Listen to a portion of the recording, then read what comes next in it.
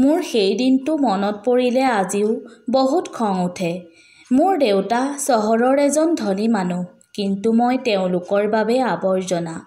মোৰ 5 বছৰ বয়স হওঁতেই মা-দেউতা দুয়োজনে ডিভোৰ্চ দিয়ে আৰু পৃথকে থাকিবলৈ লয়। দুয়োজনে মনে বিচৰা সংগী বিচাৰি আকৌ বিবাহ কৰায়। মোৰ কথা ভাবিবলৈ সময় নাই সিহঁতৰ ওচৰত। দেউতাই মাহৰ মূৰত মোৰ বাবে টকা অলপ পঠিয়ায়। মই আইতাৰ লগত থাকি ডাঙৰ হৈছোঁ। চহৰৰ মাজমজিয়াতেই আমাৰ ঘৰ। আইতা মোৰ বাবে ভগৱান স্বৰূপ। বহুত সন্মান কৰোঁ মই। মোৰ নাম নীৰৱ দুৱৰা। মই এদিন আইতাৰ লগত আইতাৰ গাঁৱত থকা প্ৰিয় বান্ধৱীজনীৰ ঘৰলৈ গৈছিলোঁ। আইতাৰ বান্ধৱীৰ এজনী নাতিনী আছিল। নাজানো কি কথাই আইতাৰ মন মোহিলে তাই। তাতেই মোৰ লগত তাইৰ বিয়া পাতি দিলে। মই ভাবিবই নোৱাৰিলোঁ মোৰ লগত এইবোৰ কি হৈ আছে। আইতাক যিহেতু সন্মান কৰোঁ, তেওঁৰ সিদ্ধান্তত মাত মতাৰ সাহস মোৰ নাছিল। গতিকে তাইক মোৰ লগত চহৰলৈ লৈ আহোঁ। আইতাই ক'লে, অলপ দিনৰ পিছত মই যাম, তোমালোক যোৱাগৈ।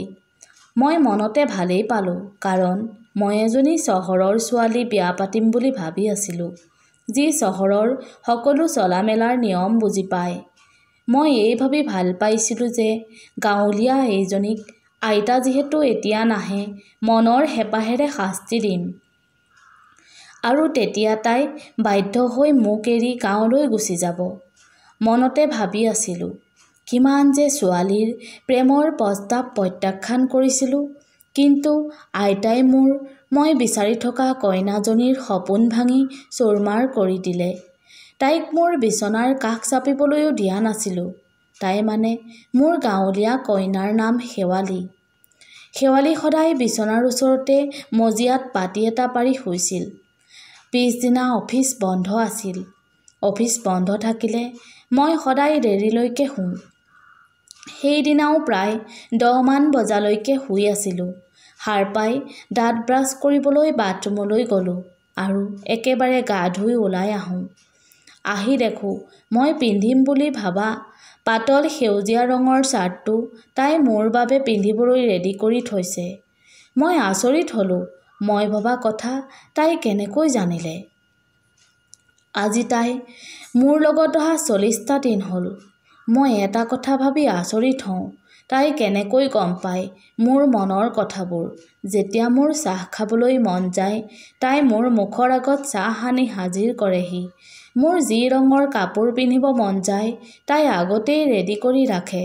মুঠতে মই ভবা মোৰ প্ৰয়োজনীয় সকলো কাম তাই আগতেই কৰি আজৰি হৈ থাকে। অথচ মই তাইক ভালকৈ মাত এষাৰো দি পোৱা নাই। সদায়ে কিবা কথাত অজুহাত উলিয়াই নানান কথাৰে তিৰস্কাৰ কৰোঁ, তথাপি তাই কোনো প্ৰতিবাদ নকৰে। এগৰাকী ভাল পত্নীৰ থাকিব লগা সকলো গুণ তাইৰ আছে, তথাপি মই তাই গাঁৱলীয়া হোৱাৰ বাবেই গ্ৰহণ কৰিব পৰা নাই। শেৱালি দেখিবলৈও ধুনীয়া।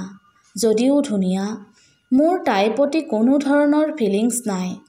আন মানুহৰ দৰে ধুনীয়া ময়ো ভাল পাওঁ, কিন্তু কিয় জানো তাইৰ প্ৰতি মোৰ কোনো হাবিয়াস নাই। হয়তো মোৰ জেদী স্বভাৱটোৰ বাবেই। মই সদায়ে এলাৰ্ম লগাই থওঁ, ৰাতিপুৱা অফিচ টাইম মতে পাওঁগৈ তেতিয়া। কিন্তু এদিনাখন এলাৰ্ম লগাবলৈ পাহৰি থাকিলোঁ। প্ৰায় 9 বাজিবৰ হৈছিল। তাই মোৰ অফিচলৈ দেৰি হয় বুলি ভাবিয়েই মোৰ ওচৰলৈ আহি হাত এটাত ধৰি জোকাৰি জোকাৰি জগাইছিল। তাই মোক স্পৰ্শ কৰা দেখি খঙতে একো নাই হৈ তাইক বহুত গালি পাৰিব ধৰিলোঁ। মোক চুবলৈ সাহস ক'ত পালি বুলি তাইক হাত এখনত ধৰি ৰুমৰ পৰা গটিয়াই বাহিৰ কৰি দিওঁ। ইমানেই খং উঠিছিল যে মই অফিচ নাযাওঁ বুলি 10 বজালৈকে শুই আছিলোঁ। শুই শুই আমনি লগাত উঠি আহোঁ। আজি আন দিনাৰ দৰে মোৰ প্ৰিয় কাপোৰ তাই উলিয়াই থোৱা নাই। ঘৰখনো চিজিল কৰা নাই। আন দিনাৰ দৰে পাকঘৰৰ পৰা খোৱা বস্তু বনোৱাৰ কোনো সুগন্ধি মোৰ নাকত লগা নাই। মই বাৰু তাইক অলপ বেছিকৈয়ে বেয়া ব্যৱহাৰ কৰিলোঁ নেকি? এই ভাবি সোফাৰ চকীখনতে বহি পৰিলোঁ। কিবা এটা যেন মনটো ভয় ভয় লাগিছে। ঘৰটোও খালী খালী লাগিছে। মই বহাৰ পৰা উঠি চাৰিওপিনে চকু ফুৰালোঁ। নাই, ক'তো নাই দেখোন তাই। এটা এটাকৈ ঘৰটোৰ ৰুমবোৰ চালোঁ, তাতো নাই তাই। তাইক সদায় কৰি অহা বেয়া ব্যৱহাৰবোৰ মোৰ মনত ইটোৰ পিছত সিটো আহিব ধৰিলে। মই যেন তাইৰ অভাৱ বৰকৈ অনুভৱ কৰিব ধৰিলোঁ। এসময়ত আকৌ সোফাখনত বহি পৰিলোঁ। তাই মোক ধৰা আলপৈচান মিঠা হাঁহি মাৰি মই গালি পৰা সময়ত মৌন হৈ শুনি থকা মুখখনে মোক বৰকৈ আমনি কৰিব ধৰিলে। আজিকালিতো চহৰৰ মহিলাই স্বামীক স্বামী বুলিয়ে নাভাবে। প্ৰতিটো কথাতেই আদেশ দিয়ে। ৰন্ধা বঢ়া কৰা, আলপৈচান ধৰাটো বহুত দূৰৰে কথা। কিন্তু তাই মোৰ ইমান সুন্দৰকৈ প্ৰতিটো কথাৰ, প্ৰতিটো বস্তুৰ ধ্যান ৰাখিছিল, মোক ইমান ধুনীয়াকৈ আলপৈচান ধৰিছিল, অথচ মই তাইক পত্নীৰ মৰ্যাদাই দিয়া নাছিলোঁ। বহুত ছোৱালী লগ পাইছিলোঁ আৰু পাওঁ চহৰত, শেৱালি তাৰ সম্পূৰ্ণ ব্যতিক্ৰম। তাইৰ অভাৱে মোক বাৰুকৈয়ে জুৰুলা কৰিছিল। তেনেতে আইতাৰ ফোন আহিল। 2 দিন পিছত তেওঁ ঘৰলৈ আহিব। মই বৰ চিন্তাত পৰি গলোঁ। আইতাই বহুত জানি বুজিহে মোক শেৱালিৰ লগত বিয়া কৰাই দিছিল।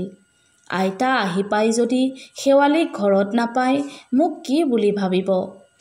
আইতাই ভবাতকৈও মই নিজেই তাইৰ অভাৱত কিবা হৈ পৰিছোঁ। মই বুজি পাইছিলোঁ যে তাইতকৈ আৰু ভাল পত্নী মই কেতিয়াও নাপাওঁ। অজান আশংকাত মনটো ভাৰাক্ৰান্ত হৈ পৰিছিল। মই ৰেল ষ্টেচনৰ ফালে তীব্ৰ বেগেৰে গাড়ী চলাই দিলোঁ। কিজানি তাই গুচি গ'ল। তাইক উভতাই অনাৰ প্ৰবল হেঁপাহে মোক সাহস দিছিল। মই ষ্টেচন গৈ পালোঁ। মই গৈ পাওঁগৈ মানে ৰেলখন ইতিমধ্যে এৰিছে। মোৰ সৰ্বশৰীৰত শক্তি নোহোৱাৰ দৰে লাগিছিল। দুগালেদি ধাৰাসাৰ চকুলো বৰষিবলৈ ধৰিলে। মই বেঞ্চ এখনতে বহি পৰিলোঁ। কেনেকৈ মোক এৰি গুচি যাব পাৰে? অভ্যাসলৈ পৰিণত হৈ গৈছিল তাই মোৰ। ইমান সৰু কথাটোতে মোক এৰি যাব পাৰেনে? ইত্যাদি বহু কথা মনলৈ আহিল। মই লাহে লাহে নিৰাশ মনেৰে ঘৰলৈ ঘূৰি আহিলোঁ। ঘৰলৈ আহি চকী এখনত মূৰত হাত দুটা দি শৰীৰটো এৰি দিলোঁ। তেনেতে কাৰোবাৰ ভৰিৰ শব্দ শুনিবলৈ পালোঁ। ডিঙি ঘূৰাই শব্দ কৰাৰ ফালে চাওঁ। শেৱালি ৰৈ আছে।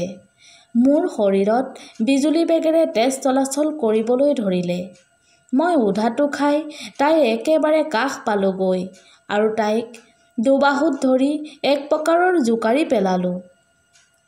তুমি কলৈ গৈছিলা শেৱালি? মই তোমাক পাগলৰ দৰে গোটেই দিনটো বিচাৰি আছিলোঁ। তুমি জানানে? তাই লাহেকৈ ক'লে। কিয়? আপোনাৰ কাজিয়া কৰিবৰ সময় হ'ল নেকি? মই এইবাৰ নিজকে ধৰি ৰাখিব নোৱাৰিলোঁ। তাইক সাৱটি ধৰি হুক হুকাই কান্দি পেলালোঁ। তাইক যে মই সাংঘাতিক মানসিক অত্যাচাৰ কৰি জুৰুলা কৰিছিলোঁ। মই বুজি পালোঁ তাই অবিহনে যে মই জীয়াই থাকিব নোৱাৰিম। তাইক ক'লোঁ। তাই বহুত ধৈৰ্যশীল ছোৱালী। হয়তো গাঁৱত ডাঙৰ দীঘল হোৱাৰ বাবে গাঁৱৰ পৰিৱেশে এই শক্তি প্ৰদান কৰিছে তাইক। তাই ক'লে, মই জানিছিলোঁ আপুনি মোৰ প্ৰেমত পৰিছে। ৰাতিপুৱা আপুনি কৰা ব্যৱহাৰত মই সঁচাকৈয়ে বহুত দুখ পাইছিলোঁ। কান্দি কান্দি ব্ৰহ্মপুত্ৰৰ পাৰতেই বহি আছিলোঁ। তেনেতে আইতাৰ ফোন আহিল। তেওঁ 2 দিন পিছত আহিব। আহি পাই মোক নেদেখিলে আপোনাক কি বুলি ভাবিব? বহুত ভাল পায় আপোনাক আইতাই। সেয়েহে আকৌ ঘৰলৈ ঘূৰি আহিলোঁ। মই সুধিলোঁ, তুমি ইমান চিন্তা কৰা মোৰ কথা? তাই লাহেকৈ মূৰ দুপিয়ালে আৰু ক'লে, ভালপোৱা মানুহজনৰ কাৰণে চিন্তা হয়েই আৰু। মোৰ আৰু বুজিবলৈ বাকী নাথাকিল যে শেৱালিতকৈ আৰু ভাল জীৱন সংগী মই আৰু ক'ত পাম। আইতাই এতিয়া মোৰ ল'ৰাটোৰ লগত খেলি সময় পাৰ কৰে। মই আৰু আগৰ দৰে লগৰ ল'ৰাৰ সং বিচাৰি ক'তো নাযাওঁ। শেৱালিয়ে লাহে লাহে চহৰৰ সকলো হালজাল বুজি পাই খুব সুন্দৰকৈ সংসাৰখন চলাই নিছে। মই সঁচাকৈয়ে বহুত সৌভাগ্যৱান তাইৰ দৰে এজনী পত্নী পাই। বন্ধু বান্ধৱীসকল, কাহিনীটো শুনি কেনেকুৱা পালে কমেণ্টত জনাব আৰু চেনেলটো ছাবস্ক্ৰাইব কৰি ল'ব। ধন্যবাদ।